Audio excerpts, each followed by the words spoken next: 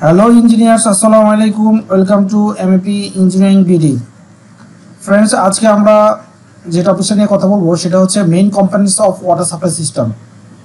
তো ফ্রেন্ডস, এখানে আমরা আজকে হচ্ছে আমাদের যে ডোমেস্টিক ওয়াটার সাপ্লাই সিস্টেম রয়েছে সেই ডোমেস্টিক ওয়াটার সাপ্লাই সিস্টেম অথবা আমাদের কমার্শিয়াল ওয়াটার সাপ্লাই সিস্টেম অথবা যে কোনো ওয়াটার সাপ্লাই সিস্টেম ক্ষেত্রে আমাদের কি কি মেইন কম্পোনেন্টস থাকে সেই কম্পোনেন্টস নিয়ে আজকে আমরা আলোচনা করব। তো ফ্রেন্ডস, আপনি যদি এই প্লাম্বিং সিস্টেমের ওয়াটার সাপ্লাইয়ের উপর যদি কখনো কাজ না করে থাকেন, আপনাকে যদি নতুনভাবে প্রজেক্টে অ্যাসাইন করা হয়ে থাকে ওয়াটার সাপ্লাই সিস্টেম নিয়ে, তাহলে আজকে যদি আপনি আমাদের এই ভিডিওটি যদি ভালো করে দেখেন তাহলে ওভারঅল ওয়াটার সাপ্লাই সিস্টেম সম্পর্কে আপনার একটা ধারণা চলে আসবে। কারণ আমরা আজকে এই ভিডিওর মাধ্যমে আপনাদেরকে দেখাতে চেষ্টা করব যে কি কি ধরনের মেইন কম্পোনেন্টসগুলো রয়েছে, কি কি ধরনের ইকুইপমেন্টগুলো রয়েছে এবং সেই ইকুইপমেন্টগুলো কি কি কাজ সম্পন্ন হয়ে থাকে, কি কি কাজ করে থাকে। তো আপনি আজকে এই ভিডিওর মাধ্যমে একটা ওভারঅল ধারণা পেয়ে যাবেন। আজকে আমরা শুধু ওয়াটার সাপ্লাই সিস্টেম নিয়ে এখানে মেইন কম্পোনেন্টসগুলো আলোচনা করব। ড্রেনেজ সিস্টেমের প্লাম্বিং সিস্টেমের ড্রেনেজ যে পার্টটা আছে, আমাদের প্লাম্বিংয়ের দুটো পার্ট, একটা হচ্ছে ওয়াটার সাপ্লাই পার্ট আর একটা হচ্ছে ড্রেনেজ সিস্টেম পার্ট, ঠিক আছে। তো আজকে আমরা হচ্ছে ওয়াটার সাপ্লাই যে সিস্টেম যে পার্ট, সেই পার্টের মেইন কম্পোনেন্টস নিয়ে কথা বলবো। ড্রেনেজ সিস্টেমের মেইন কম্পোনেন্ট নিয়ে আমরা আলাদাভাবে ভিন্নভাবে একটা ভিন্ন টিউটোরিয়াল তৈরি করবো আপনাদের জন্য। তো চলুন কথা না বাড়িয়ে চলে যাই। তো ফ্রেন্ডস, আমি আমার এক্সপিরিয়েন্স থেকে ওয়াটার সাপ্লাই সিস্টেমের যে কম্পোনেন্টসগুলো রয়েছে বা DWS সিস্টেমের যে কম্পোনেন্টসগুলো রয়েছে সেই কম্পোনেন্টসগুলোকে আমি হচ্ছে চারটা ভাগে ভাগ করেছি। একটা হচ্ছে ওয়াটার স্টোরেজ ট্যাঙ্ক, 2 নম্বর হচ্ছে পাম্পিং সিস্টেম, 3 নম্বর হচ্ছে ভালভস অ্যান্ড অ্যাক্সেসরিজ, 4 নম্বর হচ্ছে পাইপস অ্যান্ড ফিটিংস। তো ফ্রেন্ডস, আমরা এখানে একটা দেখতে পাচ্ছি যে একটা ওয়াটার সাপ্লাই সিস্টেম। এই ওয়াটার সাপ্লাই সিস্টেমে অ্যাকচুয়ালি আমাদের মেইনলি আমরা 4টা কম্পোনেন্টকে ভাগ করেছি। সেই 4টা কম্পোনেন্টের প্রথমটা হচ্ছে স্টোরেজ ট্যাঙ্ক, দ্বিতীয় হচ্ছে পাম্পিং সিস্টেম, তৃতীয়টা হচ্ছে ভালভ অ্যান্ড অ্যাক্সেসরিজ, চতুর্থ হচ্ছে পাইপস অ্যান্ড ফিটিংস। এই 4টা কম্পোনেন্টস হচ্ছে আমরা প্রথমেই মেইন ভাগ করে ফেলেছি এবং এখন আমরা জানবো যে এই 4টা কম্পোনেন্টস অ্যাকচুয়ালি কি কি রয়েছে এই 4টা কম্পোনেন্টসের ভেতরে। তো প্রথমেই আমি যদি দেখি ওয়াটার স্টোরেজ ট্যাঙ্ক, তো ফ্রেন্ডস, যে কোনো ওয়াটার সাপ্লাই সিস্টেমের এই স্টোরেজ ট্যাঙ্ক মাস্ট বি থাকতে হবে। অর্থাৎ একটা থাকতে হবে হচ্ছে আপনার স্টোরেজ ট্যাঙ্ক থাকতে হবে। নর্মালি এই স্টোরেজ ট্যাঙ্কটা থেকেই হচ্ছে আমরা পানিটাকে আমাদের বিল্ডিংয়ের ভেতরে সাপ্লাই করব। তো সেই স্টোরেজ ট্যাঙ্কটা আমাদের আবার 2 ধরনের, একটা হচ্ছে নর্মালি 2 ধরনের থাকতে পারে, তবে নর্মালি আন্ডারগ্রাউন্ড রিজার্ভার ট্যাঙ্ক এবং হচ্ছে রুফ স্টোরেজ ট্যাঙ্ক। তো আন্ডারগ্রাউন্ড রিজার্ভার ট্যাঙ্কটা হচ্ছে মাস্ট বি থাকতেই হবে। কারণ কি, আপনি ওয়াটার সাপ্লাই যে ওয়াটারটা সাপ্লাই করবেন সেটাকে কোথা থেকে সাপ্লাই করবেন, সেটা অবশ্যই কোনো একটা ট্যাঙ্ক থেকে আপনাকে সোর্স থেকে সাপ্লাই করতে হবে এবং সেই সোর্সটাই হচ্ছে আন্ডারগ্রাউন্ড রিজার্ভার ট্যাঙ্ক অথবা ইউজিয়ার ট্যাঙ্ক। সেকেন্ডলি, আমাদের যদি প্রেশারের সিস্টেম না হয় তাহলে সেক্ষেত্রে কী করতে হবে, আমাদের নর্মালি একটা ওভারহেড ট্যাঙ্ক থাকতে হবে।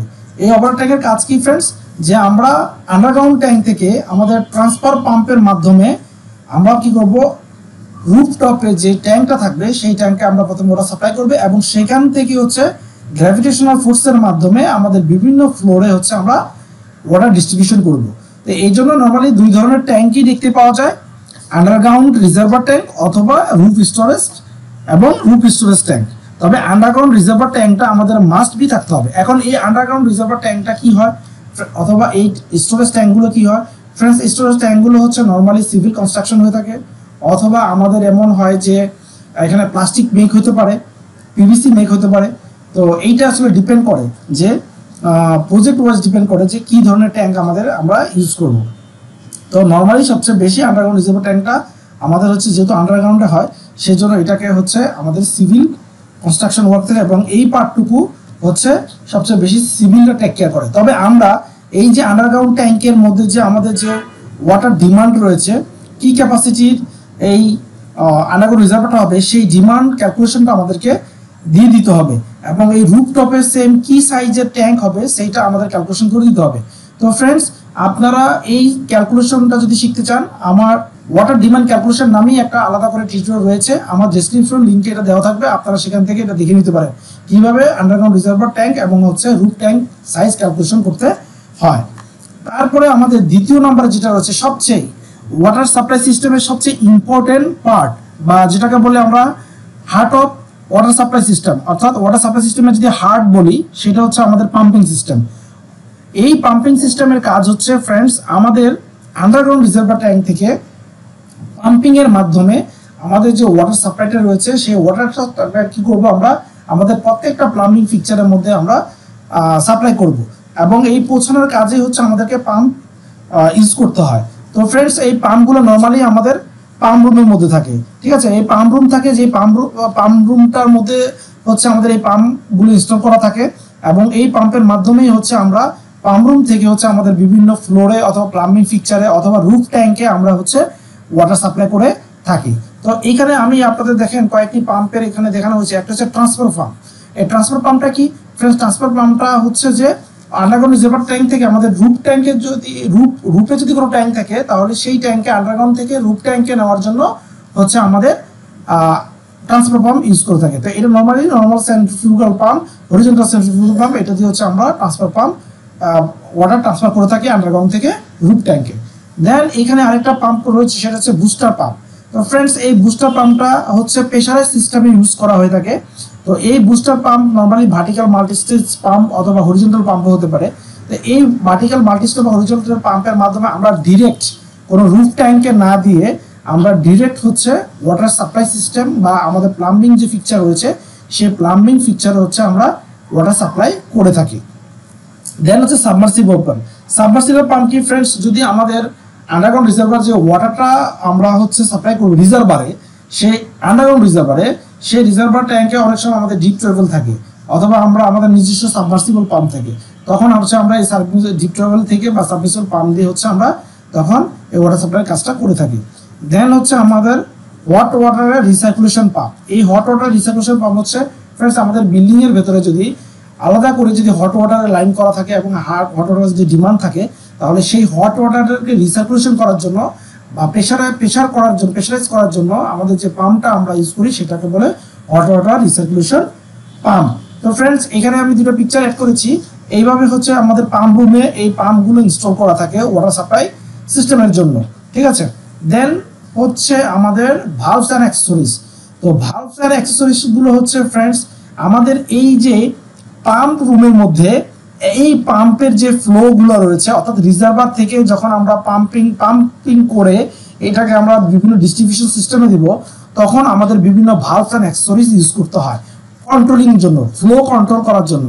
সো ফ্রেন্ডস এখানে দেখুন একটা ছবি পিকচার অ্যাড করেছি আমি। সেই পিকচারটার মধ্যে আপনারা দেখতে পাচ্ছেন এই যে এখানে কিছু পাম্প দেওয়া আছে এবং এই পাম্পের সাথে আমাদের যে সাকশন, এটাকে আমরা যে সাকশন এটা ডেলিভারি হই দেখা যায় এখানে কিছু ভালভ ইউজ করা হয়েছে। এগুলো হচ্ছে ফ্লো কন্ট্রোল করার জন্য আমাদের সাকশন সাইড এবং ডেলিভারি সাইডে কিছু ভালভ ইউজ করা হয়েছে, এবং এই ভালভগুলো ইউজের মাধ্যমে আমরা হচ্ছে আমাদের টোটাল যে পাইপ নেটওয়ার্ক রয়েছে এবং এই পাইপ নেটওয়ার্কের মধ্যে যে ফ্লো রয়েছে ওয়াটার ফ্লো, সেই ফ্লোটাকে আমাদের মতো করে আমরা কন্ট্রোল করতে পারি এবং এই ফ্লোগুলো মেজার করতে পারি এবং এই ফ্লোগুলো ডিটেক্ট করতে পারি, মেজার করতে পারি, প্রেশার মেজার করতে পারি। তো এইগুলো হচ্ছে আমাদের ভালভ এন্ড অ্যাক্সেসরিজ। তো এখানে আমি কিছু ভালভ এন্ড অ্যাক্সেসরিজ ইউজ করেছি ফ্রেন্ডস, যেমন গেট ভালভ। তো গেট ভালভের ফ্রেন্ডস কাজ কি? এটা আমরা আমাদের এসএলডিতে অর্থাৎ আমাদের যে ওয়াটার সাপ্লাই সিস্টেম অথবা প্লাম্বে যে ডায়াগ্রাম রয়েছে বা বুস্টার পাম্প সিস্টেম ডায়াগ্রাম রয়েছে সেই ডায়াগ্রামে কিন্তু আমি প্রত্যেকটা ভালভসের কাজ নিয়ে আলোচনা করেছি। তারপর আমি এখানে কিছুটা বলে দিচ্ছি যে গেট ভালভের কাজ হচ্ছে যে আমাদের মূলত নরমালি ফ্লোকে অন অফ করার জন্য গেট ভালভটা আমরা ইউজ করে থাকি। Butterfly to same. চেক ভালভের কাজ হচ্ছে যে বা নন রিটার্নের কাজ হচ্ছে কি যে আমরা আমাদের ফ্লোটাকে একটা ডিরেকশন দিয়ে দেওয়া যে এই ফ্লোটা শুধু একদিকে এদিকে যেতে পারবে, এটা হচ্ছে সেই চেক ভালভের কাজ। দেন হচ্ছে বল ভালভ ফ্রেন্ডস, বল ভালভের কাজ হচ্ছে অন অফের কাজ। দেন হচ্ছে রাবার এক্সপানশন ভালভ। এই রাবার এক্সপানশনটা নরমালি আমাদের পাম্পের সাকশন এবং ডেলিভারিতে ইউজ করা হয়। এটা হচ্ছে ভাইব্রেশন, যখন আমাদের পাম্পটা রান করে তখন আমাদের পাইপের মধ্যে যে ভাইব্রেশনটা হয় সেই ভাইব্রেশনটাকে অ্যাবজর্ব করার জন্য রাবার এক্সপানশন জয়েন্ট ইউজ করা হয়।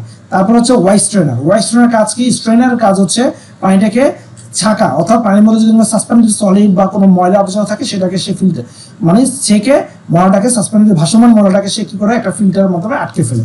দেন হচ্ছে ফুড ভালভ। এই ফুড ভালভের মাধ্যমে হচ্ছে আমাদের পাম্পকে আমরা লেভেল কন্ট্রোলিং এর মাধ্যমে অর্থাৎ লো লেভেল হাই লেভেলের মাধ্যমে আমরা আমাদের পাম্পকে অটো অন অফ স্টার্ট করতে পারি।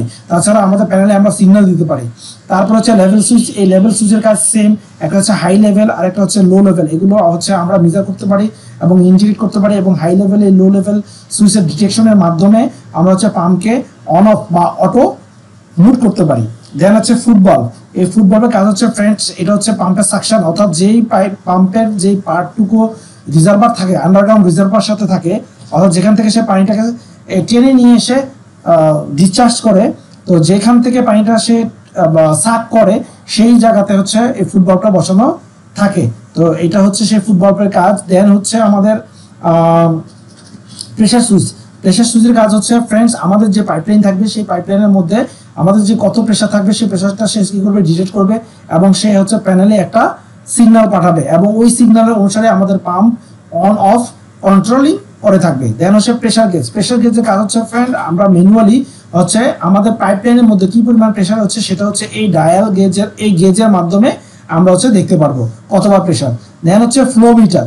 ফ্লো মিটারের কাজ হচ্ছে ফ্রেন্ড হচ্ছে আমাদের পাইপলাইনের মধ্যে দিয়ে কি পরিমাণ ফ্লো হবে পাম্প চালু হওয়ার পরে, অথবা আমাদের হচ্ছে আমাদের ডিমান্ড যখন আমরা আমাদের প্লাম্বিং ফিচারগুলো ইউজ করব, অথবা যখন আমরা পাম্প রান করব তখন আমাদের কি পরিমাণ ফ্লো ওয়াটার ইউজ হচ্ছে, অথবা আমরা যখন পানি ইউজ করবো টোটাল বিল্ডিং এর কি পরিমাণ পানি ইউজ করতে পারছি আমরা পার ঘন্টা বা পার মিনিটে, সেগুলো হচ্ছে ফ্লো মিটারের মাধ্যমে আমরা হচ্ছে মেজার করতে পারবো। তবে এই ফ্লো মিটারটা দুই ধরনের হয়, একটা ডিজিটাল ফ্লো মিটার, একটা অ্যানালগ ফ্লো মিটার হয়।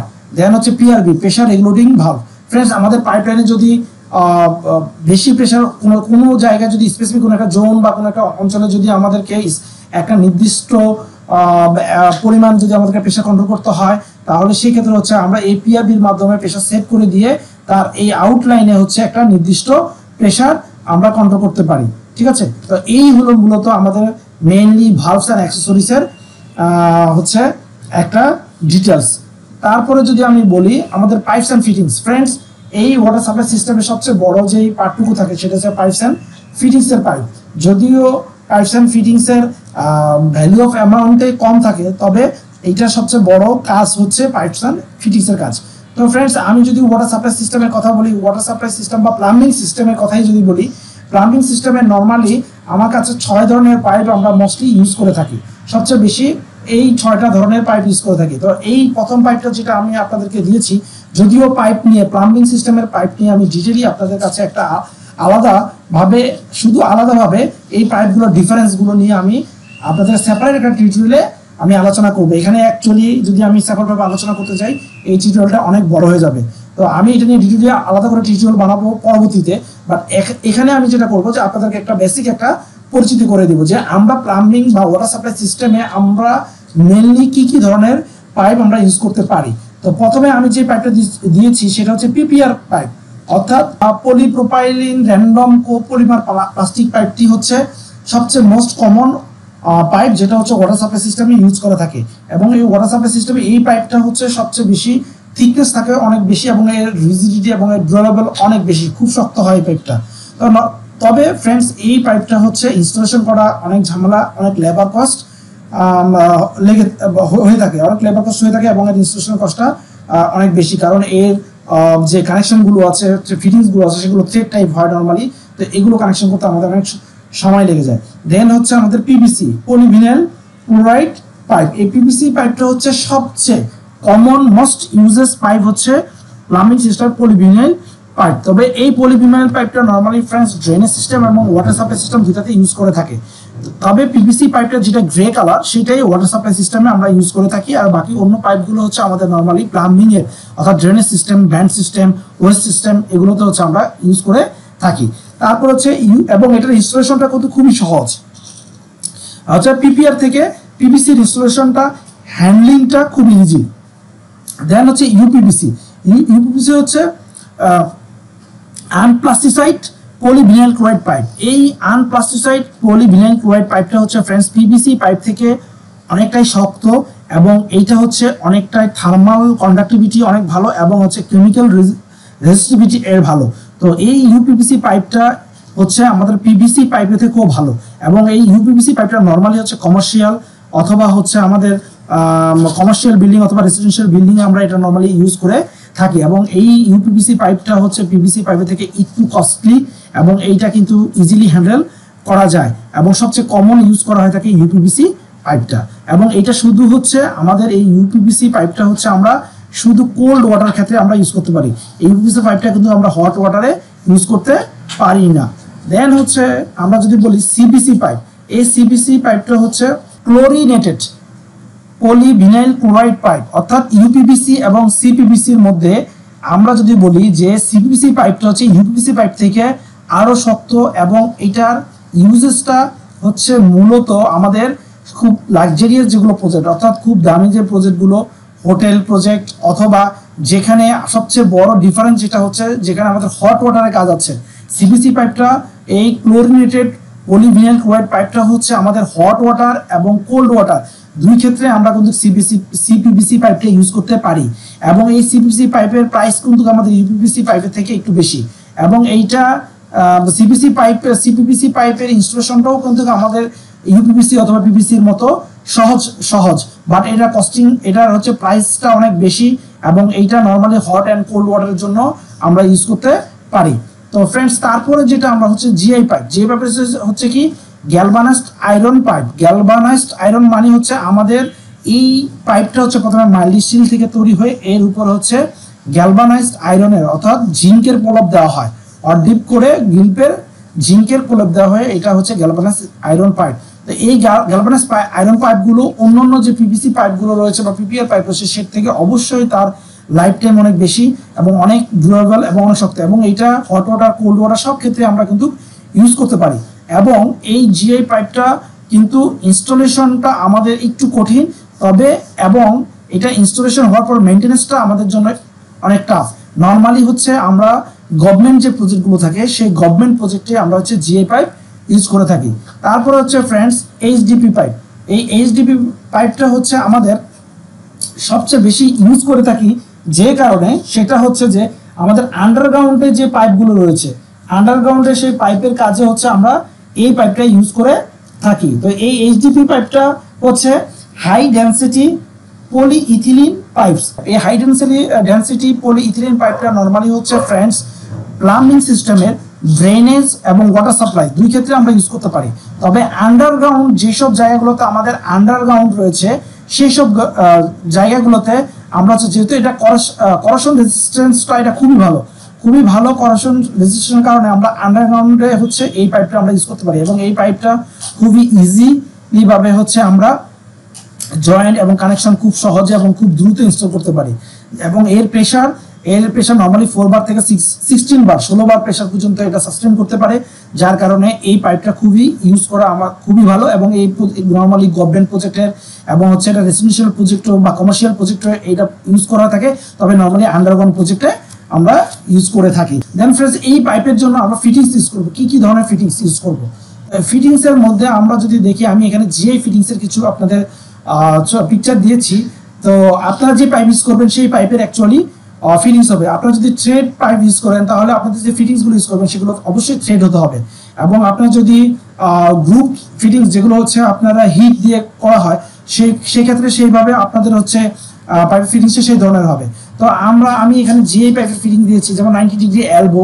এটা হচ্ছে যেমন যে ফ্রেন্ডস এখানে আমি একটা ছবি পিকচার ইউজ করেছি, যেমন এই যে এটা হচ্ছে একটা এলবো, তারপরে হচ্ছে আমার এখানে একটা টি ইউজ করা হয়েছে, এখানে একটা টি ইউজ করা হয়েছে, এই যে এখানে একটা ফিটিংস ইউজ করা হয়েছে, এখানে কিছু এলবো ইউজ করা হয়েছে।